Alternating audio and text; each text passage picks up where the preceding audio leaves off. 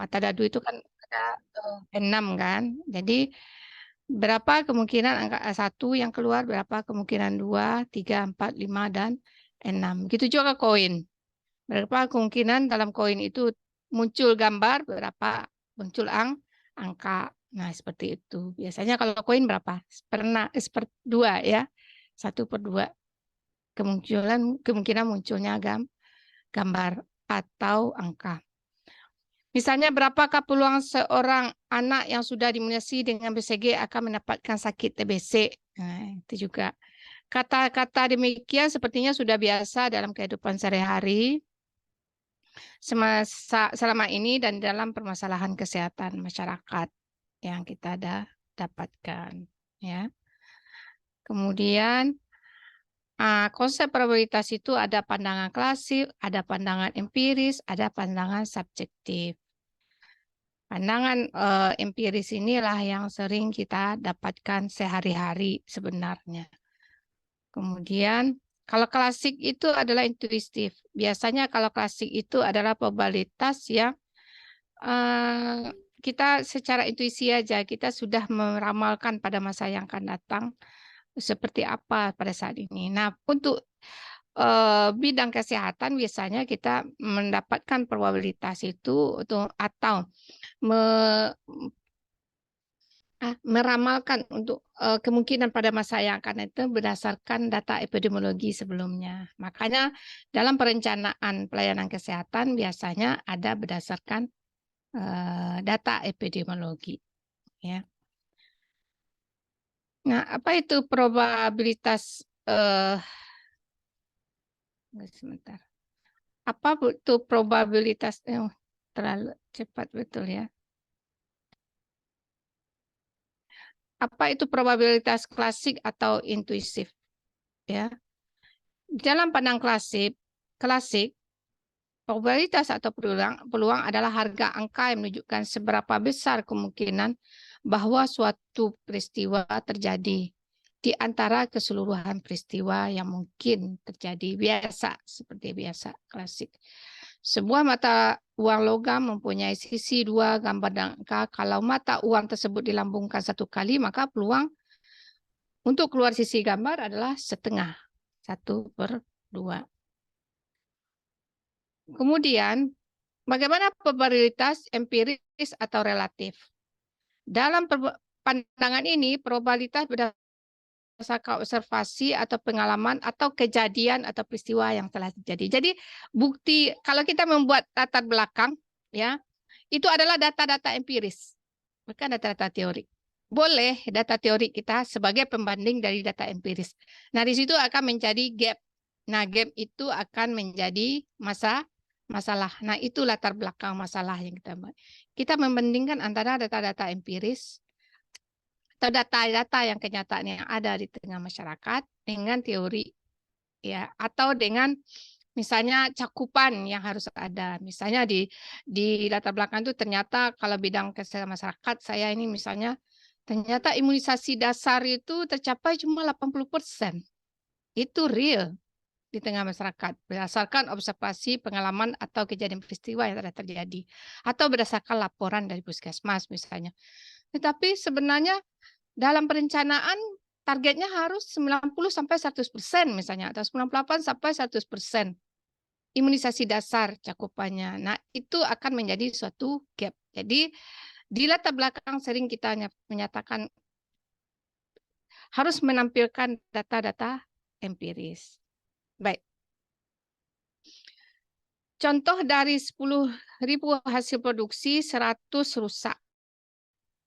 Jadi yang rusak itu 0,100/10.000. Ya.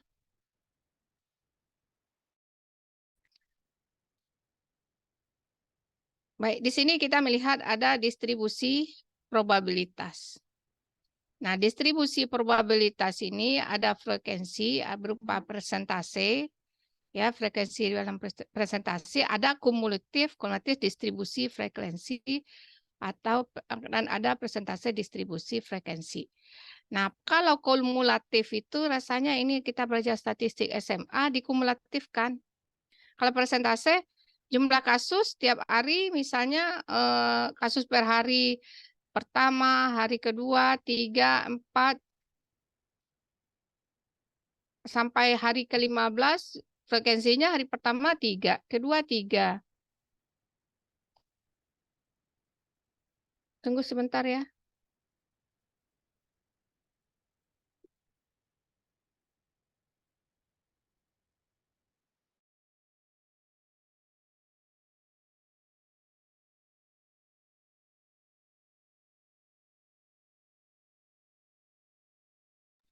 Baik, maaf sebentar. Nah, jumlah presentasi pada hari udah kelihatan. Nah, berapa orang yang kasus pada hari pertama, yaitu 3. Persentasenya adalah 3/100. Jadi 3. Persentase kumulatif 3/100. Sampai kumulatifnya yaitu kita tambahkan. Ini 3%. Hari kedua frekuensi 3, persentase 3 dan kumulatifnya adalah 6. Nah, tahu saudara kan dari mana datangnya ini? Ya.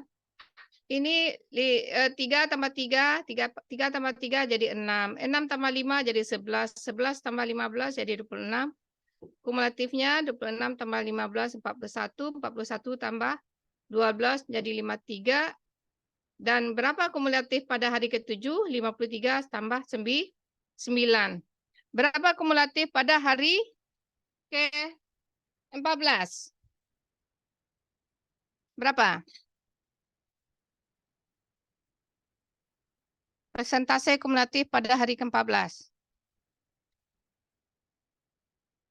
95 tambah 3, ya enggak? 90 adalah 8. Dan persentase kumulatif pada hari ke-15. Jumlah kasus hari ke-15, 98 tambah 2, 100%. Nah, itu beda antara kumulatif, distribusi, frekuensi, dan persentase distribusi frekuensi. Ya. Nah, seperti tabel ini, gambar distribusi probabilitas yang kita lihat ini. Ini jumlah kasus per hari, dan di atasnya adalah persentasenya. Ya. Pada hari pertama 3%, 2 3%, 3 3%, dan kalau kumulatifnya ya udah kita jumlahkan aja di bawah semuanya persentasenya. Ya, itu artinya luas bangunnya itu adalah persentase kumulatif. Ngerti? Jadi tabel-tabel balok-balok ini adalah bangunannya, kan luasnya ini. Ya, nanti sebagai dasar saudara untuk mempelajari itu sebagai dasar saudara untuk pelajari distribusi probabilitas untuk luas daerah pada tabel Z. Ya. Minggu depan topiknya apa? Mungkin ini yang akan saya latih betul saudara untuk melihat tabel Z nanti untuk distribusi probabilitas itu. Nah, untuk kumulatif ini gunanya adalah kita ingin melihat luas kumulatif di bawah histogram ini, ya, luas daerah di grafik-grafik ini. Nah, lanjut.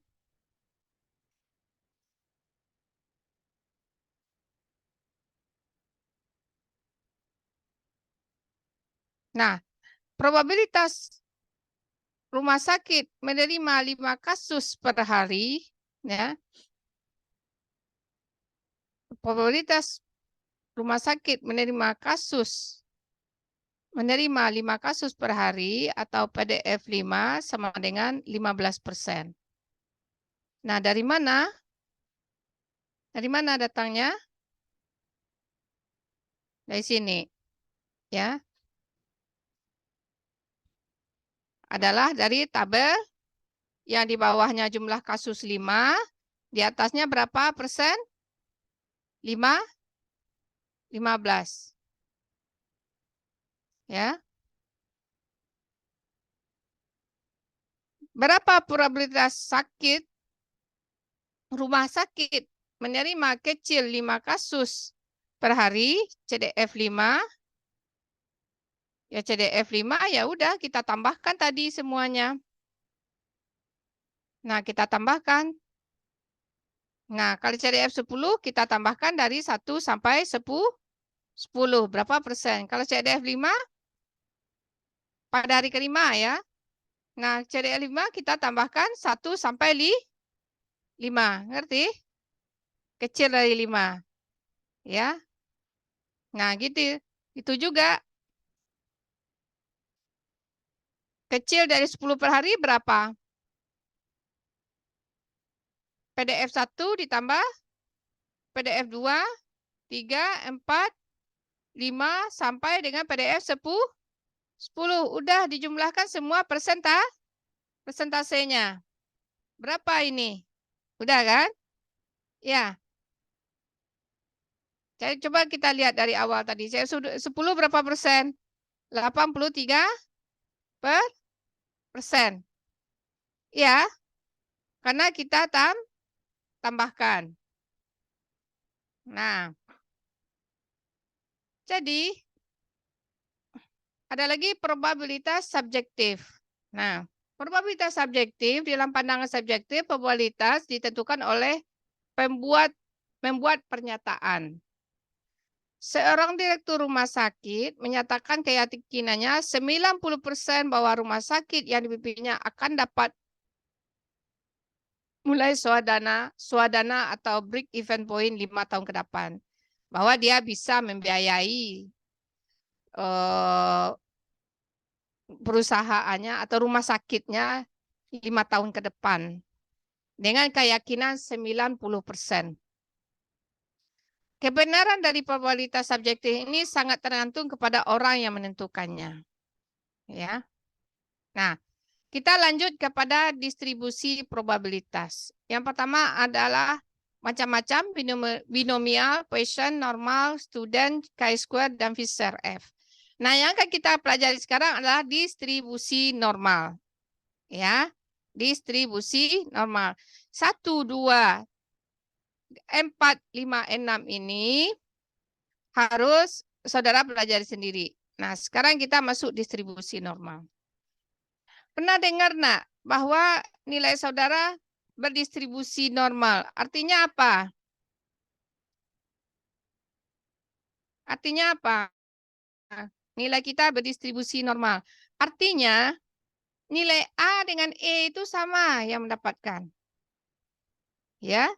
Nilai yang paling tinggi itu distribusinya yang paling banyak dapat nilai itu adalah C. Nilai yang di tengah. Nilai B dengan nilai D hampir sama. Bukan hampir sama frekuensinya. Tetapi dia lebih besar dari A dan lebih besar pula dari E. Nilai D. Nah, distribusi normal ini ya berbentuk kurva normal. Kurva normal itu seperti apa? Seperti lonceng. Seperti gunung gitu. Ya, seperti gunung kurvanya. Kurva itu kalau kita lipat simetris kiri dan kanan. Ya. Kalau simetris kiri dan kanan, artinya min sama dengan median, median sama dengan modus. Min nilai tengah, median rata-rata, modus nilai yang paling sering muncul. Ya. Nah, kapan kita menguji suatu data itu berdistribusi normal atau tidak? Kalau data itu berbentuk data numerik atau data kontinu. Saudara sudah pernah belajar skala ukur data penelitian? Sudah pernah data numerik, kategorik terbagi 3, ordinal, nominal, kategorik terbagi 2, ordinal dan nominal. Pernah belajar ini? Belum? Pernah, Bu. Pernah. Nah, itu data namanya data kategorik. Ya. Data kategorik. Data numerik sama dengan kata data kontinu. Data numerik sama dengan data kontinu. Data kontinu apa skala ukurnya? Kontinu apa?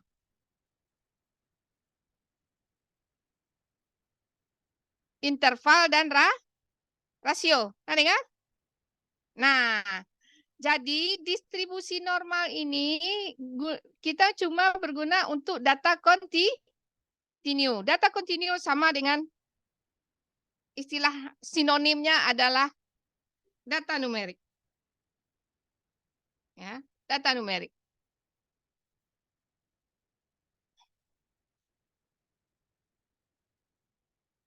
Jadi kalau ada data kategorik, jangan saudara uji normalitas pula, enggak ya. Nah, apa beda data kontinu dengan kategorik? Kalau kontinu itu dengan mengukur, kategorik dengan menghitung atau membilang. Mengukur itu gimana? 1,1 1,2 gitu ya, ada komanya, ada desimalnya. Kenapa disebut kontinu? Kalau kita membuat grafik, dia akan berupa garis karena titik-titiknya terhubung. Ngerti? Itu data numerik atau kontinu. Tetapi dia dengan cara mengukur. Kalau data kategorik, kadang-kadang data kategorik itu disebut juga data diskrit, dengan cara menghitung atau membilang. Menghitung gimana? Bilangannya? Bilangan 1, 2, 3, tidak ada 1,5 orang. 1 orang, 2 orang, nah gitu ya. Nah, jadi kalau data kategori kita nanti penampilannya berupa persentase, ya, distribusi frekuensi, nah seperti itu, ya. Baik, jadi variabel random continue. Jadi kurva normal santan mempunyai mu 0, tau sama dengan 1. Mu ini, kenapa mu? Mu ini sama dengan rata-rata artinya. Ya, mu-nya 0. Karena saya bilang tadi, suatu data berdistribusi normal kalau min, median sama dengan modus. Jadi min-nya di tengah, kita kasih nilai 0 di tengah. Ya, karena min sama dengan median, nilai tengah sama dengan modus. Modus apa? Data yang sering muncul. Dia puncaknya, ngerti kan? Jadi jelas berbentuk lonceng seperti ini. Jadi yang to itu adalah standar deviasi. Kiri kanan to-nya itu sama, 1 dan min 1. Di tengah mu atau rata-rata. Mu itu adalah rata-rata, to standar deviasi. Nah, jadi simetris seperti lonceng, titik belok sama dengan mu tambah kurang to atau rata-rata tambah kurang standar deviasi. Luas sama dengan probabilitas sama dengan 1. Coba lihat lagi. Nah, seperti ini. Ini namanya berdistribusi normal. Distribusi normal dengan min sama dengan 0 dan simpangan baku sama dengan 1. Dan min 1. Nah, ngerti? Ini data berdistribusi normal. Kalau kita jadikan angka, misalnya ini, saya bilang tadi, mahasiswa dapat nilai di biostatistik ini atau metode ini berdistribusi normal. Karena nilai yang paling tinggi adalah nilai C. C kan nilai paling di tengah. Nilai paling rendah frekuensinya adalah A dan E. Ngerti kan? A dan E itu anggap salah min 2 dengan plus 2. Nilai yang nomor 2 paling tinggi adalah B dan D. Ngerti kan? B dan D sama dengan min 1 dengan 1. Berada di min 1 dan 1. Nah, 0 ini adalah rata-rata kita letakkan. dia berdistribusi normal, sebenarnya dia tidak pernah menyentuh daripada dasar dari sumbu X. Ngerti kan? Dia tidak menyentuh tuh. Seolah-olah dia menyentuh ya, dasar sumbu X. Dia tidak pernah menyentuh. Jadi 0 di tengah ini adalah mu. Min 1 dengan plus 1 adalah SD atau TO. Saya bilang ke tadi standar deviasi atau standar baku. Standar baku. Simpangan baku. Nah, ini yang saya katakan tadi, ini luas daerahnya semuanya adalah hampir 100%. Karena dia tidak menyentuh 0. 99,99% luas daerah semuanya. Ya.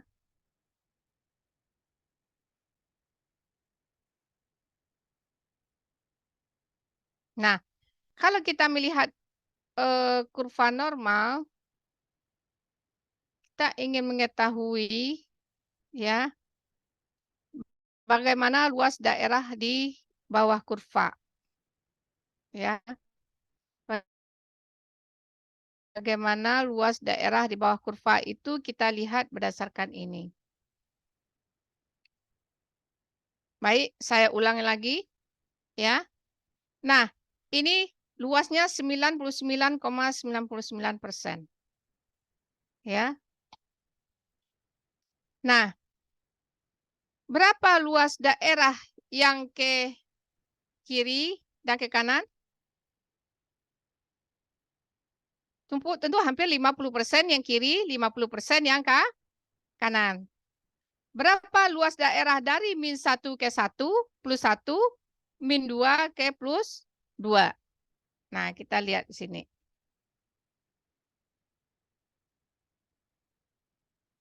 Tunggu. Ini tidak representatif tabel Z-nya. Z min 2,5, min 2,5 dengan derajat kepercayaan 98%, 0,0, 3,12. Kalau 3,12, maka luasnya itu adalah 9.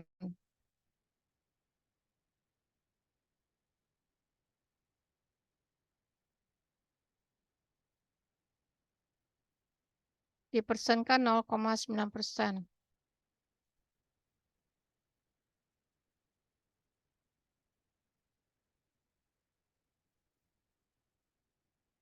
Baik, kita masuk ke rumus dulu ya. Nah, setelah kita pelajari distribusi normal, nah, maka untuk dapat menentukan probabilitas dalam kurva normal, ini, tunggu sebentar.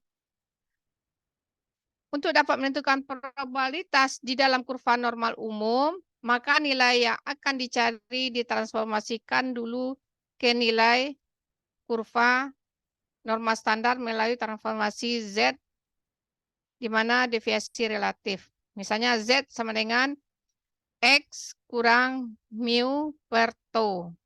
Kita ganti dengan X, data yang kita cari, data yang kita ketahui dibagi dikurang dengan rata-rata diganti dengan S. Ini kalau di atas itu adalah rumus untuk data populasi, yang di bawah rumus untuk data sampel.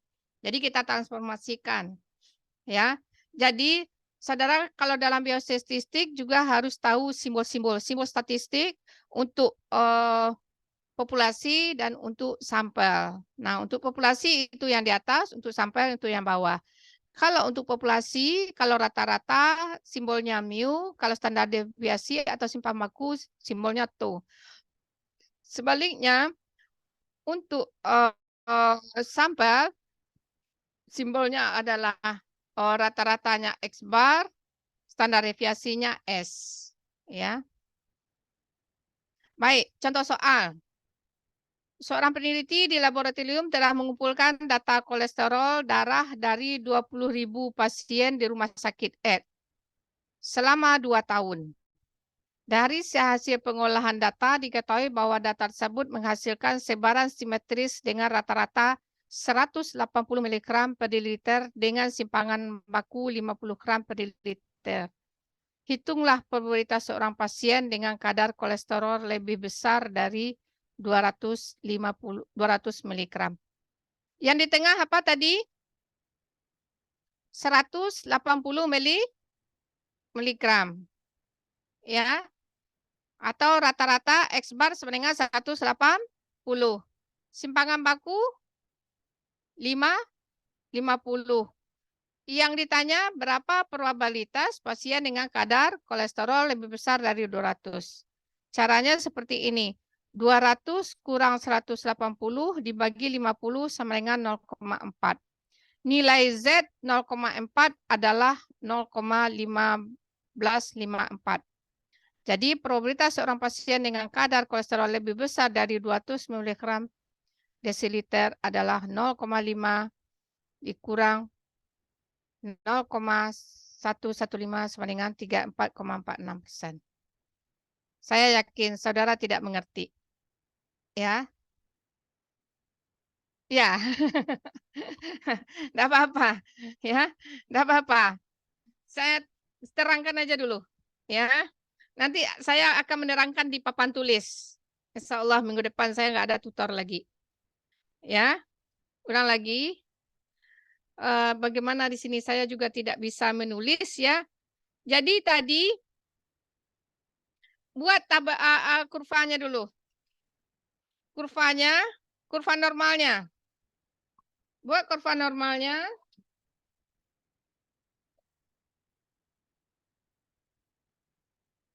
Ya, buat kurva normalnya ini saya bagaimana bisa saya menulis, saya juga tidak bisa. Jadi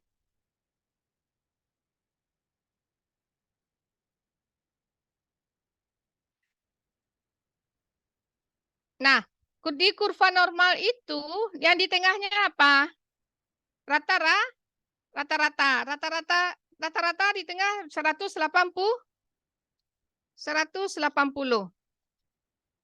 Ya. Rata-rata di tengah adalah 180.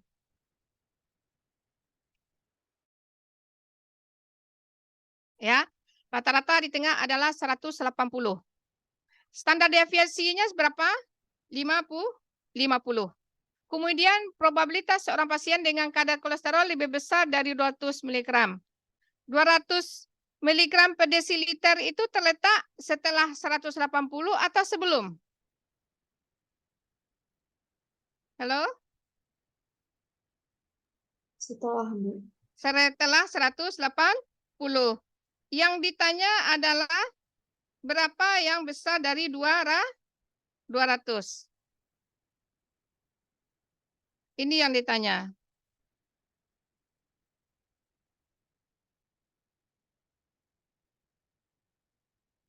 Berapa yang besar?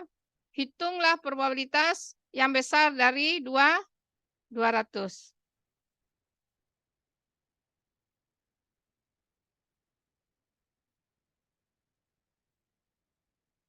Baik, ini yang ditanya. Aduh, kelihatan ya.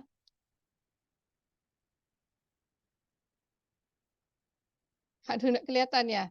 Nah, seperti ini. Terbalik ya. Terbalik. Saya balikkan apanya mirrornya dulu ya, sebentar.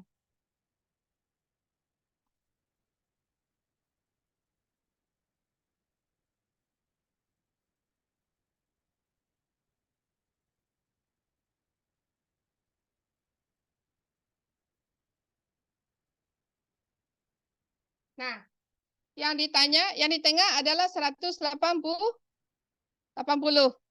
Yang ditanya adalah yang Ibu Arsil, yang lebih dari 200. Ngerti? Nah, kita harus mencari luas daerah yang lebih dari 200. Itulah probabilitasnya. Nah, seperti itu. Ya. Gimana? Ya, kita harus mencari luas daerah yang lebih 200. Sebelum mencari luas daerah 200 itu kita ingin tahu ininya Z-nya berapa di sini. Ngerti? Berapa Z-nya di titik 200? Berapa Z-nya di titik 200? Aduh. Tunggu sebentar. Berapa nilai Z di titik 200 yang di bawah itu? Berapa nilai Z-nya situ? Ngerti kan? 1, 2 min 1, 2 itu adalah Z. Walaupun dia namanya standar deviasi, itu namanya Z. Ya. Berapa nilai Z-nya di bawah 200? Berapa tadi? 0, ngerti? 0,4. Sedangkan di tengah ini berapa? 0 kan? Ngerti? Rata-rata dijadikan 0 di tabel Z standar. Ini 0,4. Di sini 0,4 didapat tadi. Nah, masalahnya di titik 0,4 ini dari 0 ke 0,4 berapa luasnya? Itu kita lihat di tabel Z. Di tabel Z. Nah, titik dari 0,024 titik dari 0,0,4 ini berapa luasnya? Nah, untuk mencari luas lebih dari 200 tentu 50 dikurang luas daerah 0 sampai 0,4. Ngerti? Dia mencari lebih dari 200 kan? Yang kita ketahui nilai Z cuma nilai dari 0 sampai 0,4. Baik. Ini kalau saudara ngerti enak akan mencari, tapi nggak apa-apa. Kita lihat tabel Z-nya dulu.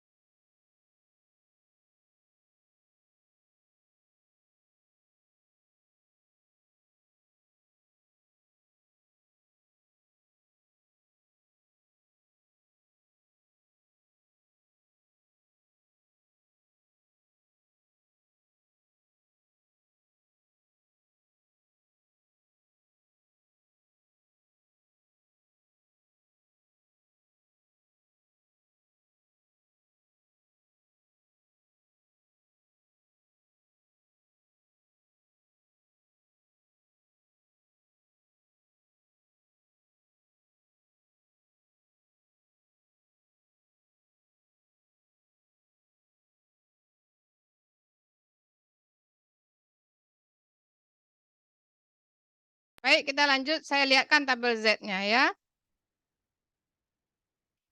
Share screen.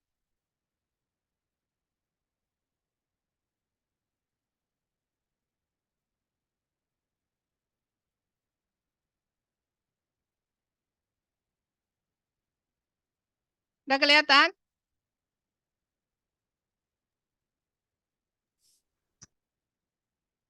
Slide saya sudah kelihatan? Sudah, Bu. Sudah? Sudah? Halo? Sudah, Sudah. Bu. Sudah, Nah, Bu. mana jadi luas daerah 0,4 itu kalau dia 0,4 dia positif kan dari 0 ke Z. Z 0,4 ya. 0,4 berapa tadi saudara ini kita cari? 0,40 ya. Ngerti? Ngerti? Halo? Ngerti, Bu. Udah Ibu. tahu kan di mana dapat 0,4 tadi? 200 kurang 180 dibagi 50. Oke? Sip? Deal? Ngerti? Ya? Ngerti, Bu. Rata-rata 180, standar deviasi 50. Yang ditanya lebih dari 200. Artinya X-nya 200, X bar 180, S 50. Oke? Deal. Jadi setelah kita dapatkan, didapat nilai Z sama dengan 0,40. Deal? Oke? Udah? Ya, Bu. Nah, 0,4. Ini lihat Z 0,4. 0,40. Berapa? Ini luas area di bawah kurva. Dari 0 ke Z. Dari 0 ke min Z. Kalau dia sebelah kiri. Kebetulan 200 itu lebih dari 180. Artinya dari rata-rata. Artinya dia sebelah kanan. Berapa luasnya? 15,56. 15,56%. Betul? Betul? 0,1554 54 ya. 0,1554. Jadi ini luas daerahnya 15,54%. Oke? Ngerti? Ini dia 4, 0,4, di atasnya 0. Dapat 0,1554 atau 15,544%.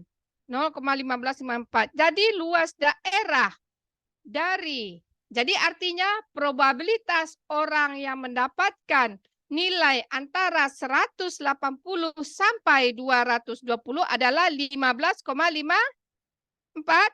Ngerti? Yo. Oke, kita lanjut. Jadi probabilitas mahasiswa orang yang mendapatkan apa tadi itu soalnya saya lupa pula. Pokoknya antara 180 sampai 200 adalah 15,54%. Nah, yang ditanya sekarang apa? Probabilitas yang lebih dari 200. Ngerti kan? Ngerti. Nah, kalau lebih dari 200 gimana? Itu makanya dikurang ini. Oke, kita lanjut. Nah, probabilitas seorang pasien dengan kadar ini juga. Nah, 0,4, 0,1554 atau 15,5. Probabilitas seorang pasien yang kadar kolesterol lebih dari 200 mg per liter adalah 0,5 atau 50% dikurang 0,1594 sama dengan 34,46% yang mendapatkan rata-rata kolesterol seseorang yang mendapatkan 200 mg lebih dari 200 mg per desiliter adalah 34,46%. Sampai di sini ngerti?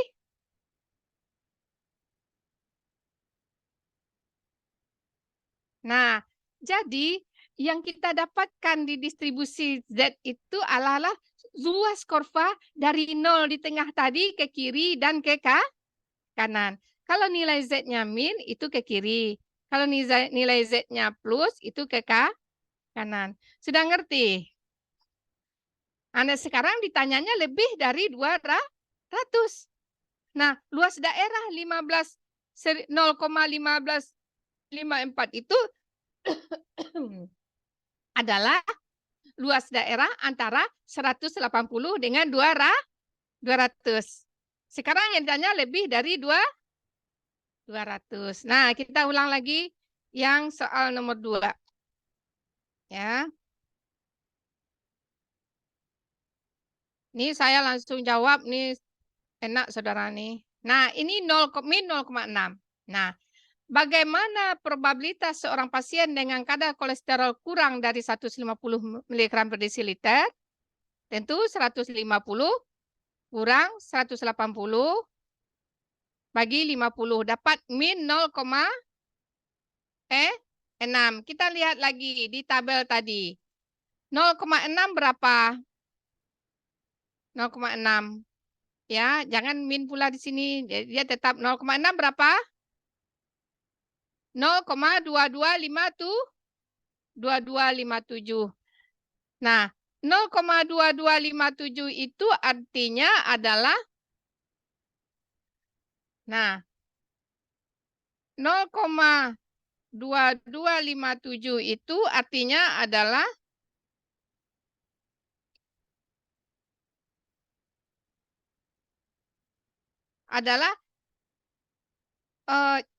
luas kurva antara 180 sampai berapa tadi soalnya? 0,1 berapa? Aduh. Dengan 150. Ya. Berapa luas daerahnya? 0,2257. Yang ditanyanya adalah kalau 0,2257 itu adalah luas daerah dari 180 sampai 150. Artinya sebelah kiri. Ya, yang ditanya adalah probabilitas seorang pasien dengan kadar kolesterol kurang dari 150. Jadi adalah kurva yang sebelumnya. Nah, seperti ini. Jadi 0,5 dikurang 0,2257 sama dengan 27, seperti ini.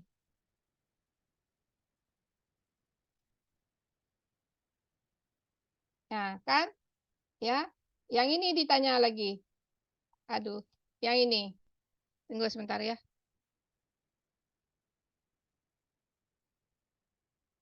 Kenapa enggak saya yang muncul ini ya?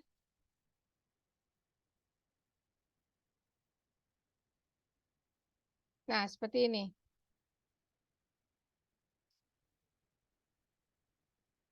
Nah, ini, aduh, disorientasi petunjuk saya. Nah, nih. Ini 0,227 itu adalah luas daerah 180 sampai 150. Ngerti kan? Karena dia min, karena dia sebelah kiri sebelum 180. Kalau 180 kan di tengah kata saya tadi. Yang ditanyanya kecil dari 150. Didapat 0,6 nilai Z-nya di bawah kan? Di bawah ini 0,6.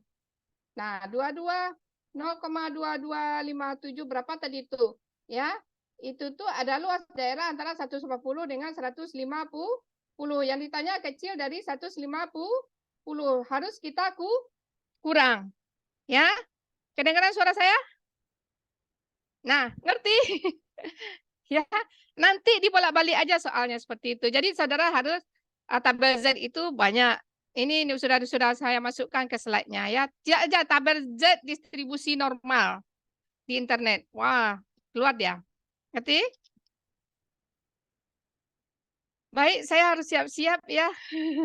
Sebelum sudah datang pesawat saya jam 10 ini. Nanti kita pelajari lagi. Kalau saudara mau besok kita dengan Zoom lagi, malamnya juga boleh kita diskusi. Ya.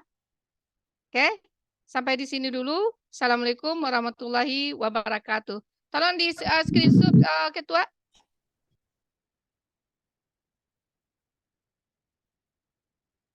Baik, Bu.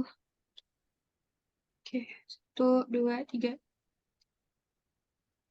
Untuk slide 2. 1, 2, 3. Udah, Bu. Dah.